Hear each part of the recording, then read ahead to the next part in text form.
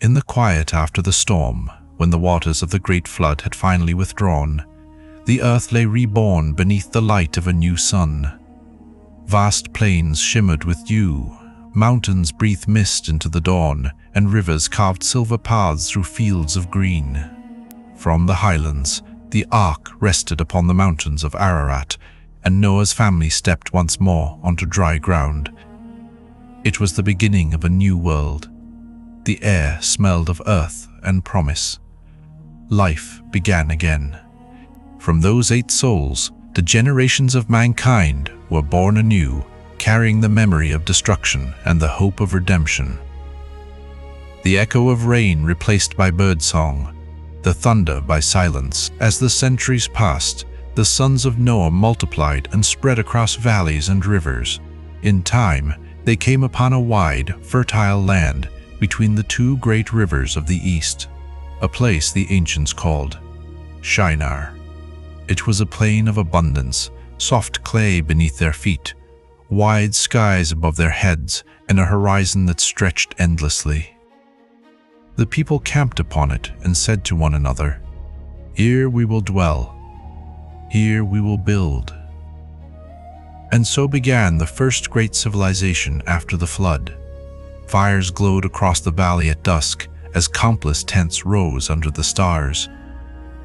The children of men tilled the soil, baked bread, and forged tools from the stones of the earth. They spoke one language, the tongue of their ancestors, and they understood one another perfectly.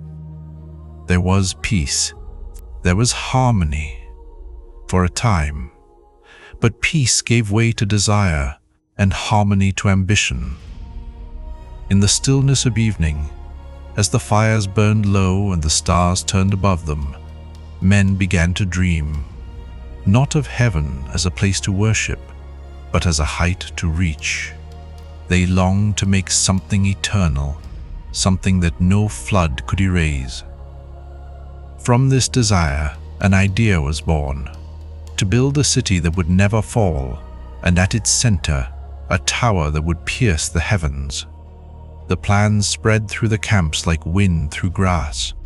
The people of Shinar cheered and lifted their hands toward the sky.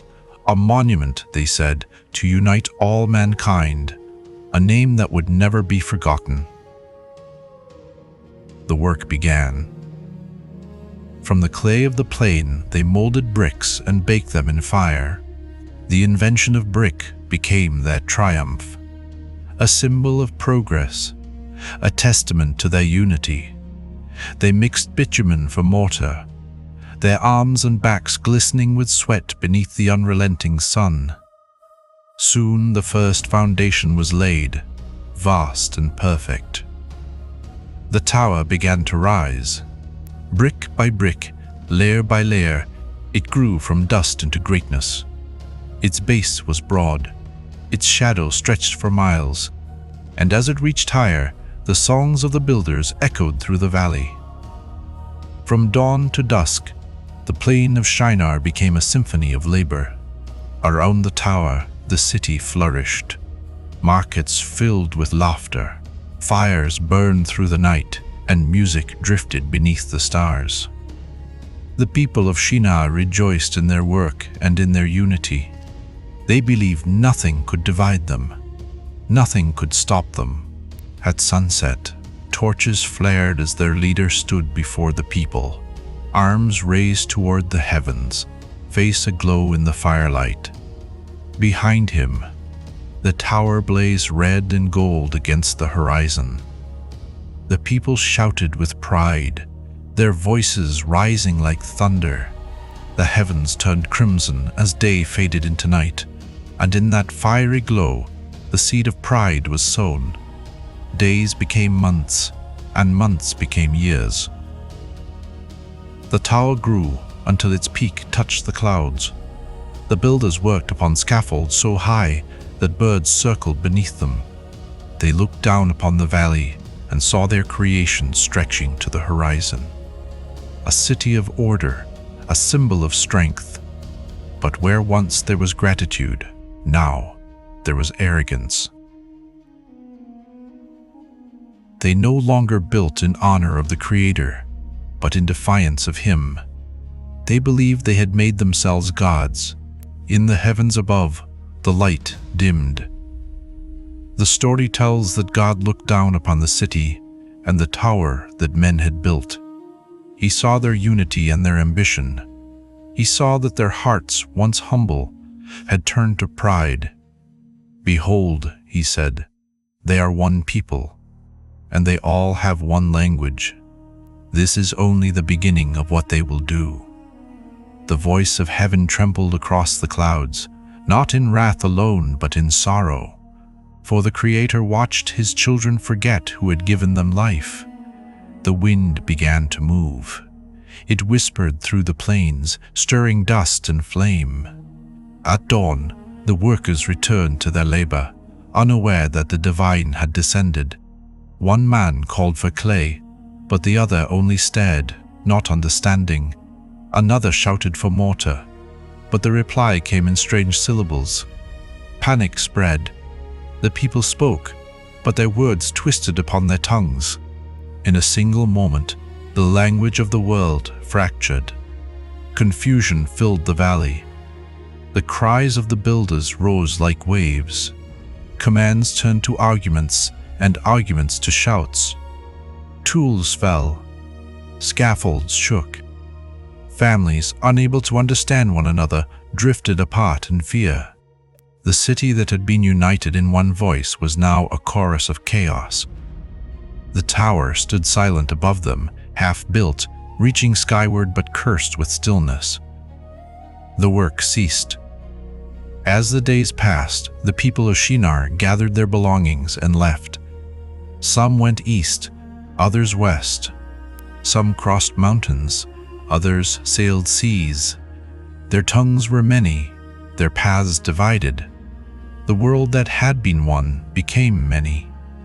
And the name of the city was called Babel, for there the Lord confused the language of the earth and scattered them across its face. The once bustling city is now empty. The tower stands alone, its peak lost in cloud, its walls cracked and silent. Vines creep along the stones, birds nest among the ruins. The wind hums through broken archways. What had once been a monument to unity now stands as a warning. Yet even in ruin, there is beauty. The setting sun casts a golden light over the remains of Babel. The story does not end in destruction, but in reflection. The tower was not cursed merely for being built, but for the pride that guided its building. It is not a tale of punishment, but of remembrance. That unity without humility leads to ruin, that greatness without grace becomes decay. Humanity would rise again. Nations would grow. Empires would be built and fall.